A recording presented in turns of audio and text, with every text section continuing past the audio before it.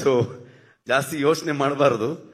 ಯಾವತ್ತು ಈ ತರದ ಸಿನಿಮಾ ಅಥವಾ ಈ ತರದ ಸ್ಕೇಲ್ ಬರೀ ದುಡ್ಡಿನ ವಿಚಾರಕ್ಕೆ ಅಷ್ಟೇ ಅಲ್ಲ ನಾನು ಹೇಳ್ತಿರೋದು, ಕಥೆಯ ವಿಚಾರದಲ್ಲಿ ಆಗ್ಬೋದು, ಎಲ್ಲವೂ ಪ್ರೊಡಕ್ಷನ್ ಡಿಸೈನ್ ಇಂದ ಹಿಡ್ಕೊಂಡು ಪ್ರತಿಯೊಂದು ಮಾಡಕ್ ಹೊರಟಾಗ ತಂಡ ತುಂಬಾ ಇಂಪಾರ್ಟೆಂಟ್ ಆಗುತ್ತೆ. ನಾನು ಆಗ್ಲೇ ಹೇಳ್ದಾಗೆ ನನ್ನ ರೈಟರ್ಸ್ಗಳಾಗ್ಬೋದು, ಸ್ಪೆಷಲಿ ಡಿಒಪಿ ನಾನು ಲೂಸಿಯಾದಲ್ಲಿ ಒಂದು ಸಣ್ಣ ಪಾತ್ರ, ನಾನು ಸಪೋರ್ಟಿಂಗ್ ಕ್ಯಾರೆಕ್ಟರ್ ಮಾಡ್ಬೇಕಾದ್ರೆ ಅರವಿಂದ್ ಕಶ್ಯಪ್ ಒಬ್ಬ ಅಸಿಸ್ಟೆಂಟ್ ಡೈರೆಕ್ಟರ್ ಆಗಿ ಕೆಲಸ ಮಾಡ್ತಾ ಇದ್ದ. ಅಂದ್ರೆ ತುಂಬಾ ಜನರ ಮಧ್ಯದಲ್ಲಿ ಒಬ್ಬ ಹುಡುಗ, ಅವನು ಫಸ್ಟ್ ಫಿಲ್ಮ್ ಅವ್ನು ಮಾಡಿದ್ದ. ನಾನು ರಿಕ್ಕಿ ಮಾಡ್ಬೇಕಾದ್ರೆ ಅವನು ಡ್ರೋನ್ ಆಪರೇಟರ್ ಆಗಿದ್ದ. ನಂದು ಒಂದು ಬ್ಯೂಟಿಫುಲ್ ಜರ್ನಿ ಇದೆ. ಸೊ ನಾನು ಕಿರಿಕ್ ಪಾರ್ಟಿ ಮಾಡ್ಬೇಕಾದ್ರೆ ಅವನ ಅಸಿಸ್ಟೆಂಟ್ ಕ್ಯಾಮ್ರಾಮನ್ ಆಗಿದ್ದ. ಸೊ ನಾನು ಯಾವಾಗ ಬೆಲ್ ಬಾಟಮ್ ಮಾಡ್ತಾ ಇದ್ದೆ ಅವಾಗ ಅವನ್ನ ಡಿಒಪಿ ಆಗಿ ನಾವು ತಗೊಂಡ್ಬಂದ್ವಿ. ಅವ್ನು ಒಂದು ಫಿಲ್ಮ್ ಮಾಡಿದ್ದ ಅದಕ್ಕಿಂತ ಮುಂಚೆನೆ. ಸೊ ಅಲ್ಲಿಂದ ಒಂದು ರ್ಯಾಪೋ ಇದೆ, ನಮಗೆ ಒಂದು ಜರ್ನಿ ಇದೆ ಇಬ್ರಿಗೂ.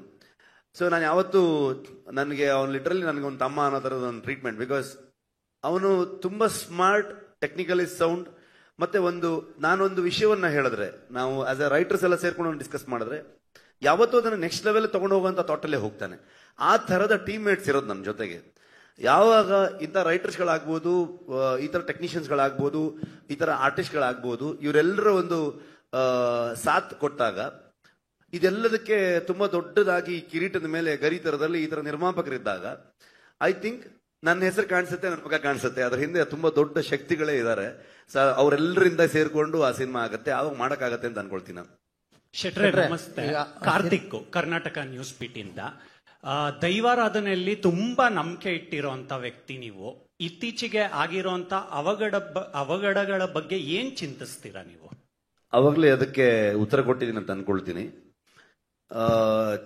ಆಗಿರುವಂತ ವಿಚಾರಗಳು, ಕೆಲವೊಂದು ನಮ್ಮ ಸಿನಿಮಾಗೆ ಸಂಬಂಧಪಟ್ಟಿರುವಂತ ವ್ಯಕ್ತಿಗಳು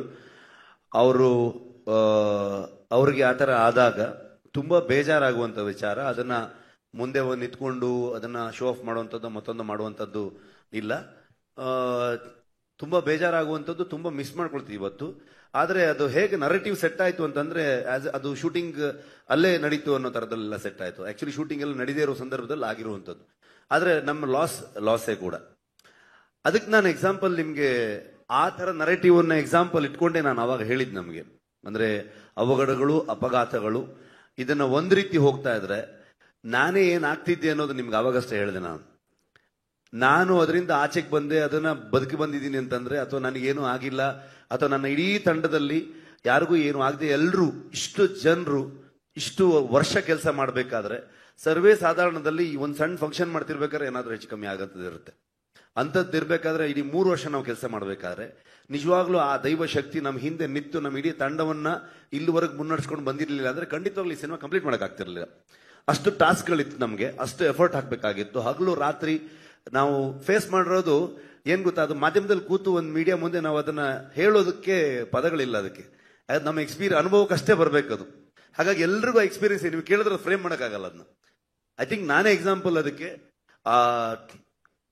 ಇಲ್ಲಿ ಬಂದಿದೀವಿ ಅಂತಂದ್ರೆ ಅದು ದೈವಶಕ್ತಿ ಏನೋ ನಮ್ಮ ಹಿಂದೆ ಇತ್ತು, ನಮ್ಗೇನೋ ನಮ್ಮನ್ನ ಸಪೋರ್ಟ್ ಮಾಡ್ಕೊಂಡು, ನಮ್ಮನ್ನ ಪುಷ್ ಮಾಡ್ಕೊಂಡು, ನಮ್ಮನ್ನ ಕಾಪಾಡ್ಕೊಂಡು ಮುನ್ನಡೆಸ್ಕೊಂಡು ಬರ್ತಾ ಇದೆ ಅನ್ನೋ ಫೀಲಿಂಗ್ ಅಲ್ಲೇ ಬಂದ್ವಿ ನಾವು.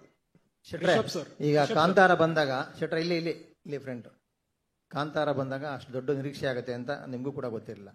ಇವತ್ತು ಕಾಂತಾರ ಅಧ್ಯಾಯ 1 ಮಾಡ್ಬೇಕಾದ್ರೆ ಆ ನಿರೀಕ್ಷೆಯನ್ನ ಮೀರಿ ಮತ್ತೆ ಒಂದು ದೊಡ್ಡ ಹಿಟ್ ಕೊಡ್ಬೇಕು ಅನ್ನೋ ಜವಾಬ್ದಾರಿ ನಿಮ್ಮ ಮೇಲಿದೆ.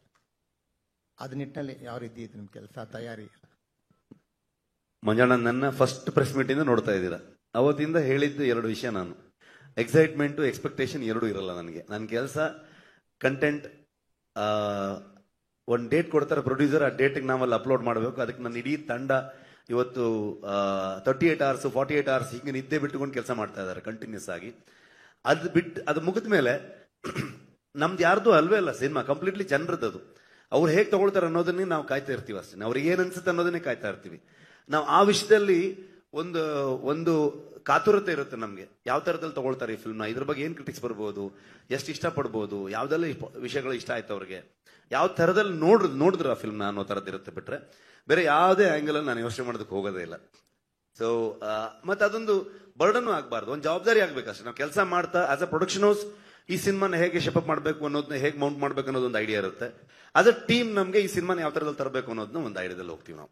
ರಿಷಬ್ ಸರ್, ಕಿರಣ್ ಇಲ್ಲಿ ವಿಜಯ ಕರ್ನಾಟಕದಿಂದ ಸರ್, ಕನ್ನಡದಿಂದ ಈ ಸಿನಿಮಾ ಆಗಿದೆ ಅಂತ ನೀವು ಮೆನ್ಷನ್ ಮಾಡಿದ್ರಿ. ಆದ್ರೆ ಟ್ರೇಲರ್ ನಲ್ಲಿ ನಾವು ಅಬ್ಸರ್ವ್ ಮಾಡ್ತೀವಿ ಕರಾವಳಿಯ ಕನ್ನಡನ ಬಳಸಿರೋದಕ್ಕೆ ಏನಾದ್ರು ಹಿನ್ನೆಲೆ ಇದೆಯಾ ಅಂತ. ಕಥೆಯೇ ಕರಾವಳಿದಾಗಿದ್ದಾಗ ಅದು ಕರಾವಳಿ ಕನ್ನಡ ಇಲ್ಲದೆ ಏನಿರುತ್ತೆ, ಅಥವಾ ಅಲ್ಲಿದು ಕರಾವಳಿ ಭಾಗ ಅಥವಾ ತುಳುನಾಡು ಅಂತೆಲ್ಲ ಏನು ನಾವು ತಗೊಳ್ತೀವಿ, ಆಗ ತುಳುಗೆ ಸಂಬಂಧಪಟ್ಟಿರುವಂತಹ ವಿಚಾರಗಳಿದ್ದಾಗ ತುಳುವಲ್ಲೇ ಬರುತ್ತೆ. ಕರಾವಳಿ ಕನ್ನಡದ ಕಥೆ ಆಗಿರೋದ್ರಿಂದ ಅದು ಕರಾವಳಿ ಭಾಷೆಯಲ್ಲಿ ಇರುತ್ತೆ. ಅಂದ್ರೆ ಸಾವಿರಾರು ವರ್ಷಗಳ ಹಿಂದಿನ ಕಥೆ ಆಗಿರೋದ್ರಿಂದ ಕನ್ನಡ ಆಗೂ ಕೂಡ ಹಾಗೆ ಇತ್ತಾ, ಅಥವಾ ಅದಕ್ಕೇನಾದ್ರು ರೆಫರೆನ್ಸ್ ಇದೆಯಾ ಅಂತ? ರೆಫರೆನ್ಸ್ ನೀವು ಹುಡುಕಿದ್ರೆ ನಿಮಗೆ ಇವತ್ತು ಯಾವುದೇ ಒಂದು ವಿಚಾರಕ್ಕೆ 10 ಆಂಗಲ್ಗಳಿರುತ್ತೆ, 10 ಡೈರೆಕ್ಷನ್ ಇರುತ್ತೆ. ಸೊ ಯಾವುದೇ ರೀತಿಯಲ್ಲೂ ಕೂಡ ನಾವು ವಾದ ಮಾಡ್ತಾ ಹೋಗ್ಬೋದು. ಅದನ್ನ ನಾವು ಆ ಕಾಲಘಟ್ಟದ ಕಥೆಯನ್ನ ಇವತ್ತಿನ ಜನರೇಷನ್ಗೆ ನಾವು ಹೇಳ್ತಿರೋದ್ರಿಂದ ಇವತ್ತಿನ ಜನರಿಗೆ ಅರ್ಥ ಆಗೋ ರೀತಿಯಲ್ಲೂ ಹೇಳಬೇಕು. ಒಂದು ಥಾಟ್ ಇತ್ತು ನನಗೆ, ಕುಂದಾಪುರ ಕನ್ನಡದಲ್ಲಿ ಹೇಳಿದ್ರೆ ಹೆಂಗೆ ಅಂತ. ಅವಾಗ ಅದು ಹೆಚ್ಚು ಜನರಿಗೆ ಅದು ಅರ್ಥ ಆಗದೆ ಹೋಗ್ಬೋದು, ಬರೀ ಕುಂದಾಪುರ ಭಾಗದವ್ರಿಗೆ ಅಥವಾ ಕುಂದಾಪುರ ಭಾಗದವ್ರ ಪರಿಚಯ ಇರೋರ್ಗೆ ಅರ್ಥ ಆಗ್ಬೋದೇನೋ. ಸೊ ಹಾಗಾಗಿ ಏನ್ ಬೇಕಾದ್ರೂ ಹೇಳ್ಬೋದು. ಆದ್ರೆ ಇವತ್ತಿನ ಜನರೇಷನ್ಗೆ, ಇವತ್ತಿನ ಜನರಿಗೆ, ಇವತ್ತಿನ ಪ್ರೇಕ್ಷಕನಿಗೆ ಅದು ಅರ್ಥ ಮಾಡಿಸ್ಬೇಕು ಅಂತಂದಾಗ ಒಂದು ಸಿನಿಮ್ಯಾಟಿಕ್ ಲಿಬರ್ಟಿಯನ್ನು ತಗೊಳ್ತೀವಿ ನಾವು, ಇಲ್ಲ ಅಂತಲ್ಲ. ಸೊ ಆ ನಿಟ್ಟಲ್ಲಿ ಹೋಗ್ತೀವಿ. ಮತ್ತೆ ಮಂಗಳೂರು ಕನ್ನಡ ಅಥವಾ ಕರಾವಳಿಯಲ್ಲಿ ಉಪಯೋಗಿಸುವಂತ ಕನ್ನಡ ಹೆಚ್ಚಿನ ಅಂಶವಾಗಿ ಅದು ಒಂದ್ ಸ್ವಲ್ಪ ಬುಕ್ಕಿಶ್ ಆಗಿ ಒಂದು ಗ್ರಂಥ ಕನ್ನಡ ಅನ್ನೋ ತರದಲ್ಲಿ ಹೇಳ್ತೀವಿ ನಾವು. ಅಂದ್ರೆ ಓದ್ಬೇಕಾದ್ರೆ ಹೇಗಿರುತ್ತೆ, ನಾವು ಮಾತಾಡಬೇಕಾದ್ರೂ ಅಷ್ಟು ಸ್ಪಷ್ಟವಾಗಿ ಅದನ್ನ ಬಿಡಿಸಿ ಮಾತಾಡ್ತಾರೆ ಅನ್ನುವಂಥದ್ದು. ಆ ಕಾರಣಕ್ಕೆ ಕನ್ನಡಕ್ಕೆ ಇಷ್ಟು ದೊಡ್ಡ ಹಿಸ್ಟ್ರಿ ಇರಬೇಕಾದ್ರೆ ಆಗಿನ ಕಾಲದಲ್ಲೂ ಕೂಡ ಈ ತರದಲ್ಲಿ ಇರಬಹುದು ಅನ್ನೋಂಥದ್ದು. ಸೊ ಹಳೆಗನ್ನಡಗಳನ್ನ ರೆಫರೆನ್ಸ್ ಪಾಯಿಂಟ್ ಅಲ್ಲಿ ಇಟ್ಕೊಂಡು ಕೂಡ ಹೋಗ್ಬೋದು. ಅಂದ್ರೆ ಈಗ ಬೇರೆ ಭಾಷೆಗಳಿಗೂ ಡಬ್ ಆಗಿರೋದ್ರಿಂದ ಅಲ್ಲಿಯ ಪರ್ಟಿಕ್ಯುಲರ್ ಯಾವ್ದಾದ್ರು ಭಾಷೆಗಳನ್ನ ಅಥವಾ